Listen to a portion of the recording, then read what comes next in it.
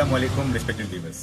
ஸ்ரீலங்காவில் வாழ்கிற எங்கள் எல்லாத்துக்குமே தெரியும், கேள்விப்பட்டிருப்பீங்க. இந்தியாவில் நடந்த அந்த ஒரு பெண் வந்து பஸ்ஸில் செஞ்ச சம்பவம்னால சோஷியல் மீடியாவில் அது வைரல் ஆகி அது சம்மந்தப்பட்ட ஒரு நபர் அவரோட பர்த்டேன்னு நினைக்கிறேன் சூசைட் பண்ணிக்கொள்ள வேண்டிய அளவுக்கு அந்த செயல், அந்த முஸ்லீம் பெண் செஞ்ச செயல் வந்து மிகவும் ஒரு கேவலமான செயலாக வந்து இருந்துச்சு. அதுக்கு மிக முக்கியமான காரணம் என்னது, சோஷியல் மீடியான்ற போது அதில் வந்து நாங்கள் லைக்ஸ் எடுக்கணும், அதிகமான ஃபாலோவர்ஸ் வந்து உருவாக்கிடணும் அப்படி இப்படின்னு சொல்லிட்டு. அதே மாதிரி தான் இந்தியாவில் அந்த கடலநல்லூரா என்னமோ கடையநல்லூரா என்னமோ ஒரு ஊரில் என்னமோ ஒரு பேருண்டு, அவங்க கூட இந்த மாதிரி தான் அந்த ஊர் சம்பந்தமாக என்னமோ சொல்லி அவங்களோட தலையில் அவங்களே மண்ணாளி போடுற மாதிரி ஒரு வேலையை வந்து செஞ்சுக்கிட்டாங்க. இப்போ அந்த ஊரில் வந்து அவங்களுக்கு நிம்மதியாக போயில்லாத ஒரு சுச்சுவேஷன் வந்து உருவாகி இருக்குது. அதே மாதிரி இந்த ஸ்ரீலங்காவில் பல நபர் செஞ்சிட்டு இருக்கிறாங்க. இந்தியாவில் அதிகமானவங்க இப்படி இருக்கிறாங்க. கேரளாவில் எப்படின்னு கேட்டால் கொடூரமாக இருக்குது. அப்போ இந்த மாதிரி இப்போ எப்படின்னு கேட்டால் ஒரு சொசைட்டியில் வந்து ஒரு ஆண் வந்து இத்தனை வருஷம் வந்து மூவ் ஆகினாலும் ஒரு இந்த மாதிரி இந்த ஒரு அறிவற்ற செயல் செஞ்சு, இந்த கேரளாவில் நடந்த அந்த பஸ்ஸில் நடந்த அந்த சம்பவம் 10 வருஷம் ஜெயில் போனாங்க இல்லையா, அந்த மாதிரி இந்த மடத்தனமான வேலையில் வந்து செய்கிறது ஆண்கள் வந்து செய்ய மாட்டாங்க சொசைட்டியில், சரியா? அதாவது ஹார்ட்லி எவர்.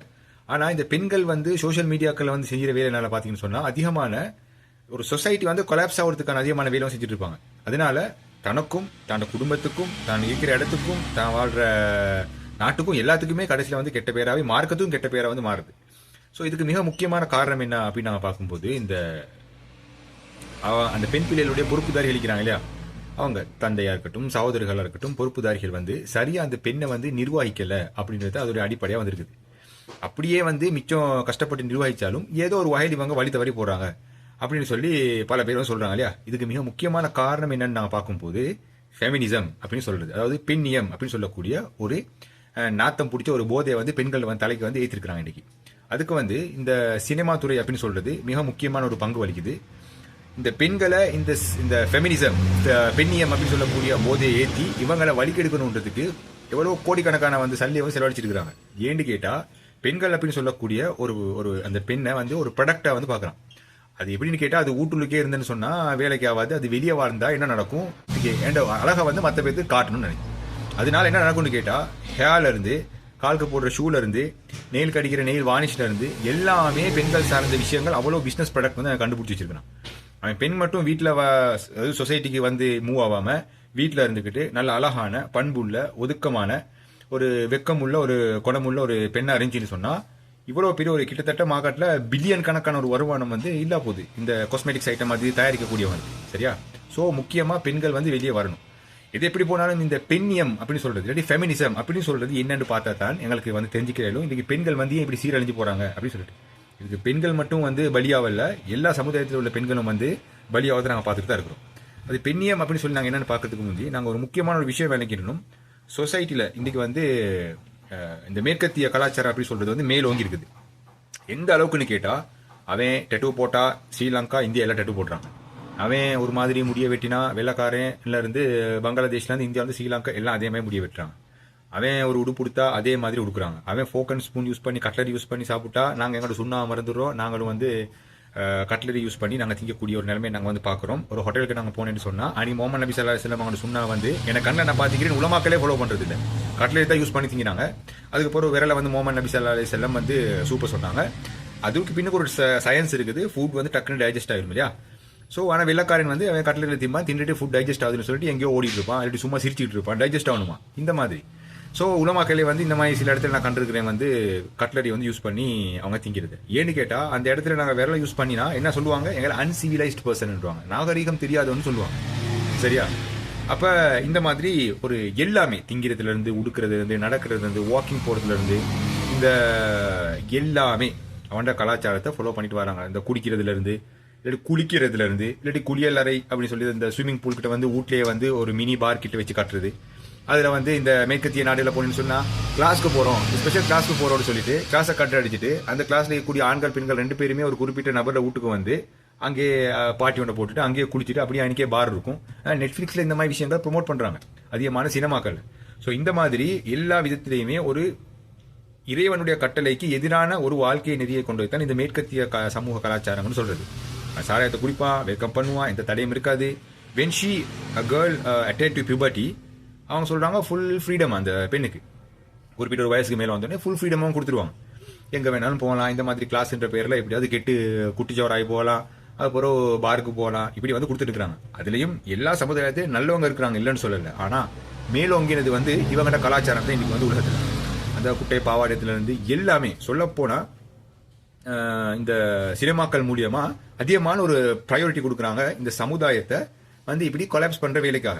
அப்ப சமுதாயத்தை கொலாப்ஸ் பண்றதுக்கு அவங்க யூஸ் பண்ணின ஒரு மிக முக்கியமா ஏன்னு கேட்டா, சமுதாயத்தை ஏன் அவங்களுக்கு கொலாப்ஸ் பண்ணணும்னு சொன்னா, இந்த சமுதாயம் வந்து நல்ல சமுதாயமா இருந்தா அந்த வெள்ளக்காரவர்களுக்கு மேற்கத்திய கலாச்சாரத்தை வந்து இன்னைக்கு ஆட்சி பண்ணி கொண்டிருக்கக்கூடியவங்களுக்கு இந்த உலகத்தில் ஒரு அஜெண்டா ஒன்று இருக்குது. அந்த அஜெண்டா வந்து அவங்களுக்கு வந்து ரீச் பண்ணி எல்லாம் போயிட்டும். அந்த அஜெண்டாவுக்கு சொந்தக்காரன் சைத்தான். சரியா? ஸோ இன்னைக்கு வெள்ளக்காரர்கள் இந்த மேற்கத்திய உலகம் சொல்றது அவங்க சொல்ல போனா ஏத்திஸ்ட் பீப்புள். அவங்க உண்மைக்குமே கிறிஸ்துவன் சொன்னதுக்கு கிறிஸ்துவர்களும் இல்ல, யூதர்கள் சொன்னதுக்கு யூதர்களும் இல்ல. இதை ஒரு கேடயமா பயன்படுத்திட்டு சேர்ச்சில் உடைச்சு கொண்டு சைத்தானே ஃபாலோ பண்ணக்கூடிய பீப்புளா இருந்து கொண்டு LGBTQ ஒரு கம்யூனிட்டி உருவாக்கணும்னு சொல்லிட்டு எது இஸ்லாத்துல வந்து மிக கடுமையா தண்டிக்கப்பட்டு ஒரு சமுதாயத்தை அல்ல தண்டிச்சானோ அந்த விஷயத்துக்கெல்லாம் ஹலால் ஆகி கொண்டிருக்கிறாங்க. உதாரணத்துக்கு ஆணும் கல்யாணம் முடிக்கலாம், பெண்ணும் கல்யாணம் முடிக்கலாம்னு சொல்லிட்டு அதுக்கு அரசாங்கம் வந்து லீகல் பண்ணி சர்டிபிகேட் கொடுக்கும்.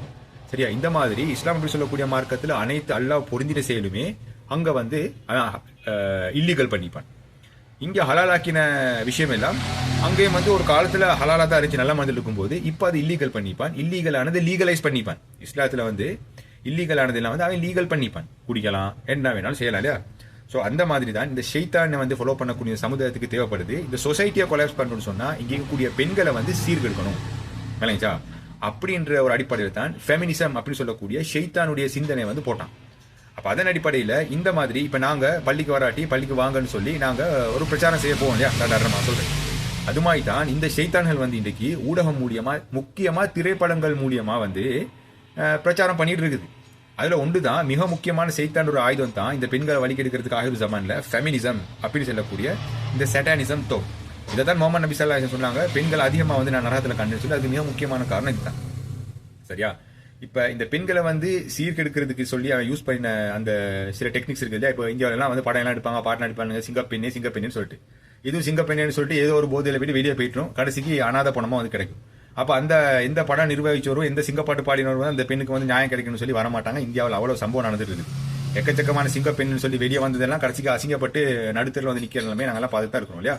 ஸோ இந்த மாதிரி ஒரு ஃபெமினிசம்ன்ற போது ஏற்றதுனால ஒரு வந்த விளைவு தான் இந்த முஸ்லீம் பெண்கள் அப்படின்னு சொல்லக்கூடியவங்க அதிகமாக இந்த சினிமா கலாச்சாரத்தை பார்த்து பார்த்து பார்த்து அவங்களோட சேர்ந்து அந்த குடும்ப நபர்களும் சேர்ந்து பார்க்கறதுனால அந்த சினிமாவில் காட்டப்பட்டது சில மூவிஸ் எடுத்தீங்கன்னு சொன்னால் சில நல்ல மெசேஜ் சொசைட்டியை கொடுத்தாலும் அதில் இருக்கக்கூடிய ஆடுறது பாடுறது, இந்த சினிமா நடிகைகள் வந்து ஆடக்கூடிய ஆடுறது, இதை வந்து பார்த்து பார்த்து பார்த்து வளர்ந்தவங்க இந்த மாதிரி விஷயங்கள் சோஷியல் மீடியாவில் அதிகமாக ட்ரெண்ட் ஆகுறதுனால இந்த முஸ்லீம் பெண்கள் என்ன செஞ்சுட்டாங்க, நாங்களும் எங்களை ட்ரெண்ட் ஆகிக்கிறணும் அப்படின்னு சொல்லிட்டு பாவம் அவங்க வழி கெட்டு போகிறாங்க.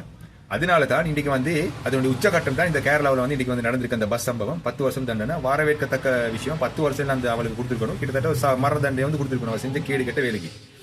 அதே மாதிரி தான் அதிகமானவங்க இந்த சினிமா கலாச்சாரத்தை ஃபாலோ பண்ணுறதுனால இந்தியாவிலிருந்து, முக்கியமாக கேரளாவிலிருந்து இந்த அபாயா வந்து ஒரு நாடகத்துக்காக வந்து சும்மா ஒரு நடிப்புக்காக வந்து போடுறதே ஒழிஞ்சி இஸ்லாம் அப்படின்னு சொல்லக்கூடிய மார்க்கத்தையோ முகமது நபி ஸல்லல்லாஹு அலைஹி வஸல்லம் அவங்களையோ அதை உண்மைக்குமே ரெஸ்பெக்ட் பண்ணக்கூடியவங்களா இருந்தால் அவங்க இந்த சமுதாயத்தில் ஒரு பெண்ணாக வாழ்றதுக்கு, முக்கியமாக கண்ணியமாக அவங்கள பாதுகாக்கிறதுக்கு ஒரு டிக்னிட்டியோட அவங்க வாழ்கிற இடத்துக்கும் அவங்க வாழ்கிற நாட்டுக்கும் அவங்களோட குடும்பத்துக்கும் அவங்களோட மார்க்கத்துக்கும் வரவேற்கத்தக்க ஒரு பெண்ணாக மாறணும்னு சொன்னால் ஒரு மிகவும் அழகான ஒரு ட்ரெஸ் கோட் சிஸ்டத்தை வந்து இஸ்லாம் வந்து வலியுறுத்திருக்குது. ஸோ அதை முகமது நபி ஸல்லல்லாஹு அலைஹி வஸல்லம் அவங்களையும் இஸ்லாத்தையும் ரெஸ்பெக்ட் பண்ணக்கூடிய ஒரு பெண் வந்து அந்த ஆதையுடைய புனிதத்தன்மையை வந்து களங்கம் பண்ணுற மாதிரி வேலை செய்ய மாட்டாங்க. சரியா? அப்படி ரெஸ்பெக்ட் பண்ணதை என்ன செய்வாங்க, சோஷியல் மீடியாவில் வந்து ட்ரெண்ட் பண்ணணும்னு சொன்னால் ஒரு புத்தி உள்ள பெண் என்ன செய்யும், இது நாளைக்கு மறுமைக்கும் எனக்கு யூஸ் ஆகும்னு சொல்லிட்டு ஒரு அழகான ஒரு குர்ஆன் ரெசிடேஷன் இதை வந்து சோஷியல் மீடியாவில் இந்த மாதிரி விஷயங்களை பரப்பலாம். சிங்கப்பெண் சொல்லிட்டு கண்ட அசிங்கத்துங்களை வந்து ஃபாலோ பண்ணாம உண்மையான சிங்கப்பெண்கள் இஸ்லாத்தில் இருக்காங்க. ஒட்டுமொத்த உலகத்துக்குமே முன்மாதிரி ஒரு ஆயிஷா ரலியல்லாஹு அப்படின்ற ஒரு சிங்கப்பெண் அவங்களுடைய வாழ்க்கையை வரலாறு வந்து ஷேர் பண்ணிக்கலாம். இன்றைக்கு உலகத்தில் இருக்கிற இந்த வழிகட்ட பெண்கள் அவளத்துக்குமே அவங்க முன்மாதிரியா இருப்பாங்க. அவங்க செஞ்ச ஒரு செயல் அவங்க செஞ்சேன்னு சொன்னாலே இன்றைக்கு கூடிய சமுதாயம் வந்து வளர்ச்சி அடைஞ்சிடும் நான் நினைக்கிறேன். அதே மாதிரி ஒரு ஹஃப்ஸா ரலியல்லாஹு அன்ஹு இந்த மாதிரி ஒரு சிங்கப்பெண்ணை வந்து முன்னுதாரணம் வச்சு எக்கச்சக்கமான விஷயங்கள் வந்து சொல்றதுக்கு இருக்குது. கதீஜா ரலியல்லாஹு அன்ஹு, ஆயிஷா ரலியல்லாஹு அன்ஹு சாதிச்ச விஷயங்கள் உண்டாருண்டா இந்த மாதிரி எக்கச்சக்கமான சிங்கப்பெண்கள் இருக்கிறாங்க. இவங்கள வந்து ரோல் மாடல் ஆயிடுங்க. இவங்கள மாதிரி இவங்களோட வாழ்க்கை வரலாறு ஹதீஸ் புஸ்தகங்கள் இருந்து எடுத்து மற்ற மக்களுக்கு ஷேர் பண்ணுங்க. அந்த பேச்சு ஆற்றலோடு அதை வந்து ஷேர் பண்ணுங்க. ஸோ அந்த மாதிரி வேலை செய்யலாமே. அப்போ அதை விட்டுட்டு என்ன செய்யறாங்கன்னு கேட்டால் இந்த மாதிரி ஷைத்தானுடைய கலாச்சாரத்துக்கு இங்கே ஃபர்ஸ்ட் ப்ரையாரிட்டி கொடுக்கறதுக்கு மிக முக்கியமான காரணம் என்னன்னு கேட்டால் பெண்கள் எப்படி வழிகட்டு போறாங்களோ அதுக்கு மிக முக்கியமாக இருக்கக்கூடியது அவங்களோட கார்டியன், அவங்களோட பொறுப்புதாரிகள். உதாரணத்துக்கு இப்போ ஒரு 5-10 வருஷத்துக்கு முந்தி ஒருத்தனுக்கு ஒரு பொடியனுக்கு வந்து ஒரு இல்லாட்டி யாராவது ஒரு மனிதனுக்கு ஒரு ப்ளூ ஃபின் பார்க்கக்கூடிய ஒரு சிடியையும் ஒரு விசிடி பிளேயரையும் இல்லை ஒரு டிவிடி பிளேயரையும் ஒரு டிவியையும் கொடுத்து ஒரு ரூமில் போயிட்டு தனியாக இதை போயிட்டு பாரு அப்படின்னு சொன்னால் எவ்வளோ ஒரு கேடு கெட்ட செயலாக இருக்கும் அது. ஒரு ஒரு மனிதனுடைய ஒரு பொறுப்புதாரி இந்த மாதிரி ஒரு செயல் செஞ்சால் எவ்வளோ கேவலமாக இருக்கும். அதே மாதிரி தான் இன்றைக்கு கூடிய இந்த ஸ்மார்ட் ஃபோன் ஒன்று கொடுத்து ஒரு பெண்ணுடையோ ஒரு சாதாரண ஒரு வாலிபனுடைய கையிலையோ வந்து கொடுத்துட்டு நீ போய்ட்டு ரூம்ல இருன்னு சொன்னா ரெண்டு ஒன்று தானே. இஸ்லாமிக் கண்டென்ட் சம்பந்தமா ரிசர்ச் பண்ணும்போது கூட கண்ட நஜீஸ் எல்லாம் வந்து மூஞ்சி முன்னுக்கு ஆட்டோமேட்டிக்கா வருது ஷைத்தானுடைய இதெல்லாம் செயல்பாடு.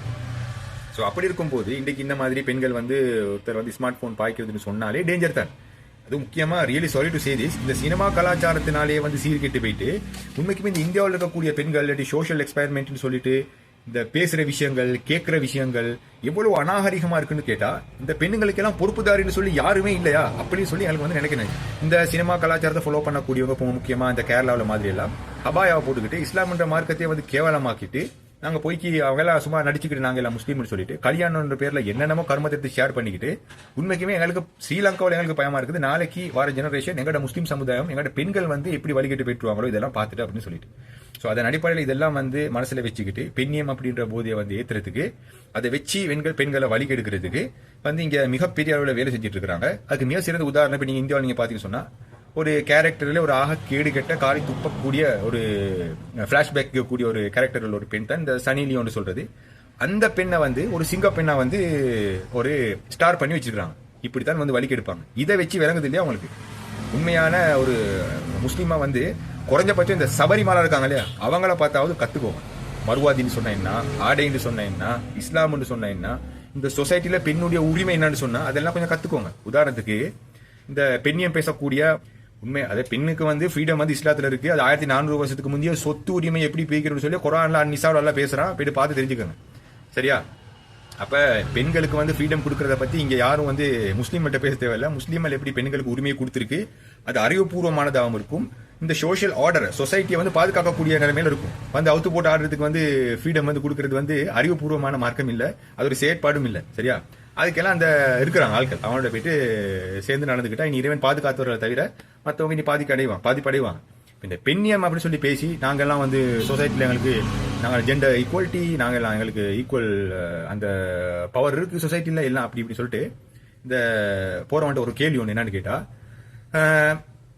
1,24,000 நபிமார்களை வந்து அல்ல அனுப்புறோம். அந்த 1,24,000 நபிமார்களும் காலத்துக்கு ஏற்ப ஒரு காலகட்டத்துக்கு வராங்க. அந்த 1,24,000 நபிமார்களும் இந்த சமுதாயத்துல அநியாயம் மேலோங்கிற கூடாது நல்ல விதமான ஒரு சொசைட்டி வந்து உருவாக்கணுன்ற அடிப்படையில வேலை செஞ்சவங்க தான் சரியா. அப்ப அந்த 1,24,000 நபிமார்களையும் அல்லா தான் படைச்சான். ஆனா அந்த 1,24,000 நபிமார்களும் ஆண்கள் தான். பெண்களை படைச்சவனும் அல்லா இறைவன் தான். இப்ப 1,24,000 நபிமார்களை வந்து அனுப்பின அல்லா ஏன் ஒரு பெண்ணை சரி நபியா அனுப்பல? அப்ப அல்லாஹ் வந்து மிகப்பெரிய ஒரு பின்தங்கின சமுதாயமா அந்த மாதிரி ஒரு கேட்டகரியில நீங்க பார்க்க போறீங்களா? நான் இந்த முஸ்லீம் சகோதரிகிட்ட கேட்கிறேன் வந்து இப்படி வந்து கேவலமா இந்த அபாயா போட்டுக்கிட்டு ஆடிக்கிட்டு தானே கேவலமாக்கிட்டு குடும்ப உறவுகளையும் நீக்கிற இடத்தையும் கேவலமாக்கக்கூடிய பெண்ணியம் என்று சொல்லக்கூடிய ஒரு கேடு கெட்ட சினிமா கலாச்சாரத்தை வந்து ஃபாலோ பண்ணிட்டு இருக்கக்கூடிய பரிதாபப்பட்ட இந்த சகோதரிகிட்ட கேட்கிறேன். அப்போ 1,24,000 நபிமார்கள் ஏன் அல்ல ஒரு பெண்ணை சரி அனுப்பல? அப்போ கொஞ்சம் யோசிங்க என்ன அப்படின்னு கேட்டா இந்த உலகத்துல சொசைட்டி அப்படி சொல்றது ஒரு ரன் ஆகணும்னு சொன்னா ஆண்களுக்கு ஒரு பொறுப்பு இருக்குது, பெண்களுக்கு உண்டான ஒரு டியூட்டி ஒன்று இருக்குது. அதை வந்து இறைவன் ஆண்கள் எப்படி செய்யணும் பெண்கள் எப்படி செய்யணும்னு புரிஞ்சு நடக்கிறதுக்கு தான் இந்த இஸ்லாம் அப்படி சொல்லக்கூடிய மார்க்கத்தை படிக்கணும். நபிமார்களுடைய வரலாறை வந்து தெரிஞ்சுக்கணும். சஹாபாமார்கள் அவங்களுடைய மனைவிமார்களுடைய வரலாறுகளை வந்து தெரிஞ்சுக்கணும் சரியா. அப்ப இந்த ஒரு பெண்ணை சரி வந்து அல்லாஹ் வந்து நபித்துவத்தை வந்து கொடுக்குற மாதிரி அல்லாஹ் படைக்கணும். அப்ப அல்லாஹ் வந்து இன்னைக்கு அநீதி இருக்கிறான்னு பார்த்தா நிச்சயமா இல்லை. இந்த சமுதாயத்துல ஆண்கள் செய்ய வேண்டிய வேலை இருக்குது, அதை ஆண்கள் தான் செய்யணும். பெண்கள் செய்ய வேண்டிய வேலை இருக்குது, அதை பெண்கள் தான் செய்யணும். அதன் அடிப்படையில் தான் வந்து எல்லாமே நடக்கும். இப்ப ஒரு பெண் வந்து வேலைக்கு போகணும் நாங்கெல்லாம் சிங்க பெண் சாய்ச்சி காட்டணும்னு சொன்னா எந்த பிரச்சனையும் இல்லை. ஆனா முக்கியமான விஷயம் என்ன தெரியுமா? வேலைக்கு போறது அதெல்லாம் புறவைக்கு ஃபர்ஸ்ட்டுக்கு பெண்களுடைய பாதுகாவலர்களாக ஆண்கள் வந்து எல்லா தருணத்திலையும் வந்து இஸ்லாம் வந்து அறிமுகப்படுத்தி கொடுக்குது. கல்யாணம் முடிச்சதுக்கு பிறகு வந்து கணவர் இருப்பாரு, கல்யாணம் முடிக்கிறதுக்கு முந்தைய தந்தை இல்லாட்டி சகோதர மகாயாசர் இருப்பாங்க. இப்ப வேலைக்கு போறது பிரச்சனை இல்லை. விஷயம் என்னன்னு கேட்டா வேலைக்கு போயிட்டு நாங்க நிம்மதியா திரும்பி வீட்டுக்கு வாரத்துக்கு மார்க்கத்துக்கு எந்த பிரச்சனையும் வராம திரும்பி வர அளவுக்கு ஒரு சூழ்நிலைகளை சுத்தி இருக்கா சொல்லி பார்க்கணும். உதாரணத்துக்கு நீங்க ஐடி கம்பெனில வேலை செஞ்சீங்கன்னு சொன்னா கெட் டுகெதர்னு சொல்லி ஒரு ஃபங்க்ஷனோட வைப்போம். அதுக்கு போனீங்கன்னா அவ்வளவுதான். அதோட இஸ்லாமும் சரி அபாயாவும் சரி எல்லாம் சரி. அப்ப போனா என்ன நடக்கும்? அப்போ அதை பாதுகாத்துற அளவுக்கு எங்களோட மனம் வந்து உறுதியாக இருக்கா அப்படி சொல்லி பார்க்கணும். செய்தான் எப்படியாவது குழப்புவான். அப்போ வர விட்டு நாங்கள் பஸ்ஸில் வருவோம். இந்த மாதிரி சிலதுக்கு நடந்து வர தூரம் அதிகமாக இருக்கும். அந்த நேரம் யாராவது குடிச்சு போட்டுட்டு இருப்பான். இந்த மாதிரி சொசைட்டி வந்து பாதுகாப்பாக இருக்கா? இப்போ பெண்ணியம் பேசி பெண்ணியத்தை வந்து ப்ரொமோட் பண்ணக்கூடிய அளவுக்கு படம் எடுக்கக்கூடியவங்களுக்கு ஸ்ரீலங்காவில் இந்தியாவில் நாங்கள் டெய்லி பார்க்குறோம். எல்லா இடத்துலையும் பெண்களை வந்து அநியாயம் பண்ணி வந்து கொண்டுட்டு இருக்கிறான். சரியா? அப்போ எந்த பெண்ணியத்தை ப்ரொமோட் பண்ண எந்த படம் தயாரிப்பாளர் அதுக்காக பெண்ணியத்துக்காக வந்து ஊக்குவிக்க கொடுத்த எந்த பேச்சாளர் போயிட்டு அந்த பிள்ளைங்களுக்கு வந்து நியாயத்துக்காக வாதாடினாங்க. கடைசிக்கு ஆனால் நாங்கள்லாம் சிங்கா பெண்ணா வர போகிறோம்னு சொல்லிட்டு போனவங்க கடைசிக்கு அசிங்கப்பட்டு நடுத்தருவில் வந்த கதை அவ்வளோ இருக்குது. அப்போ இதெல்லாம் மனசில் வச்சுக்கிட்டு இஸ்லாம் அப்படின்னு சொல்லக்கூடிய மார்க்கம் உங்களுக்கு இங்கே இருக்கிற இடத்துலையும் உங்களோட ஃபேமிலிலையும் எல்லா உங்களோட நாட்டுக்கும் பெண்ணை வந்து அந்த பெண்ணுடைய டிக்னிட்டியை பாதுகாக்கிற மாதிரி ரெஸ்பெக்டாக வாழ்றதுக்கு ஒரு அழகான ஒரு ட்ரெஸ் கோட் சிஸ்டத்தை வந்து வழங்கியிருக்குது. அதை போட்டுக்கிட்டு உண்மைக்குமே இஸ்லாத்தை ரெஸ்பெக்ட் பண்ணக்கூடியவன் இந்த மாதிரி அதை கலங்கப்படுத்துகிற மாதிரி வேலை செய்ய மாட்டான். ஸோ அதன் அடிப்படையில் நீங்கள் உண்மைக்குமே நீங்கள் ஹபாயா போட்டுட்டு இந்த மாதிரி வேலை செய்யணும்னு சொன்னால் அதனுடைய நோக்கம் என்னன்னு கேட்டால் உங்களுக்கு செய்கிறதுக்கு வழி இல்லாமல் நீங்கள் ஹபாயா போட்டீங்களே ஒழிஞ்சு இஸ்லாத்துக்கு நீங்கள் கட்டுப்பட்டு நீங்கள் முகமது நபி ஸல்லல்லாஹு அலைஹி வஸல்லம் ரெஸ்பெக்ட் பண்ணி நீங்கள் ஹபாயா போடல, ஒரு நடிப்புக்காக போட்டிருக்கீங்க. அதன் அடிப்படையில் நீங்கள் கட்டாயம் இப்படி செஞ்சு ஆகணும். நாளைக்கு இஸ்லாமான வந்து வாடாண்டா தைரியமாக ஃபர்ஸ்ட்டுக்கு நீங்கள் ஹபாயாவை கழட்டிட்டு போயிட்டு நீங்கள் வந்து இந்த மாதிரி இந்த தெருக்கூத்துகள் இந்த கூத்தாடிகளை பார்த்து நீங்களும் கூத்தாடி பண்ணிக்கிட்டு இருக்கீங்க, இந்த கூத்தாட்டம் போட்டுட்டு இருக்கிறீங்க. சரியா? ஸோ அதன் அடிப்படையில் அப்போ எந்த பிரச்சனையுமே இல்லை. ஏன்னு கேட்டால் ஹபாயாவை கழட்ட சொல்றதுக்கு ஒரு உரிமை இல்லை. ஆனால் ஹபாயாவை போடுறதுன்னு சொன்னாலே ஒரு இஸ்லாத்தை நாங்கள் வந்து ஒரு கடைபிடிக்கக்கூடிய ஒரு விஷயம் இல்லை. அதை நாங்கள் போட்டுக்கிட்டு இஸ்லாத்துக்கு எதிரான ஒரு விஷயத்தை நாங்கள் எப்படி செய்யறது? அது மடத்தனத்தின் உச்சக்கட்டம் இல்லையா?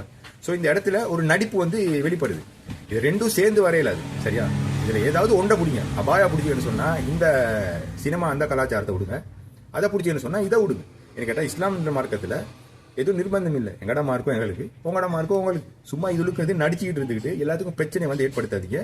இந்த மாதிரி சுச்சுவேஷன்ல இருந்து இந்த ஃபோன்கள் முக்கியமாக இந்த பெண் பிள்ளைகளுக்கு வந்து என்னது இன்டர்நெட்டை வந்து கொடுத்து அவங்கள ஃப்ரீடம் ஐக்கிறதுலேருந்து பாதுகாத்து வச்சுக்கோங்க. எனக்கு கேட்டால் மிக சிறந்த உதாரணம் வந்து இப்போ கேரளாவில் வந்து நடந்திருக்குது. 10 வருஷம் ஜெயில். இது மாதிரி ஒரு மறுக்கவும் கேவலமான சம்பவங்கள் இந்த முஸ்லீம் பெண்களுக்கு இந்த ஆடை அணிந்து இந்த மாதிரி ஏதாவது மனத்தனம் செஞ்சுக்கிறாம இருக்கிறதுக்கு பாதுகாக்க வேண்டிய ஒரு கட்டாயத்தில் நிச்சயமாக ஸ்ரீலங்கா அளிக்கக்கூடிய நாங்கள் வந்து இருக்கிறோம். இது கேரளாவில் அளிக்கக்கூடிய அதிகமாக நாங்கள் வீடியோக்களை பார்க்குறோம். இந்த மாதிரி இந்த கலாச்சாரம் இஸ்லாம் படி சொல்லக்கூடிய கலாச்சாரத்தை அசிங்கப்படுத்துகிற மாதிரி ஹபாயாக்களை போட்டுக்கிட்டு எக்கச்சக்கமான இந்த வழிகட்ட பெண்கள் வந்து இப்படி நடனமாடிக்கிட்டு சோஷியல் மீடியாக்கள் ட்ரெண்ட் ஆகிட்டு வராங்க. அதை பார்த்து கொப்பி அடித்து ஒரு தலை தூக்கக்கூடிய ஒரு சமுதாயம் ஸ்ரீலங்காவில் இப்போ ஃபோம் ஆகி கொண்டிருக்கிறாங்க. இவங்களால குடும்பத்தை சார்ந்தவர்கள் வந்து பாதுகாத்துக்கோங்க. அந்த பொறுப்பு வந்து உங்களோட கையில் தான். நாளைக்கு இந்த மாதிரி ஒரு பஸ் சம்பவம் ஸ்ரீலங்காவில் நடக்காம இருக்கிறதுக்கு நாங்கள் எல்லாம் இன்ஷா அல்லாஹ் முயற்சி செய்வோம். அஸ்ஸலாமு அலைக்கும்.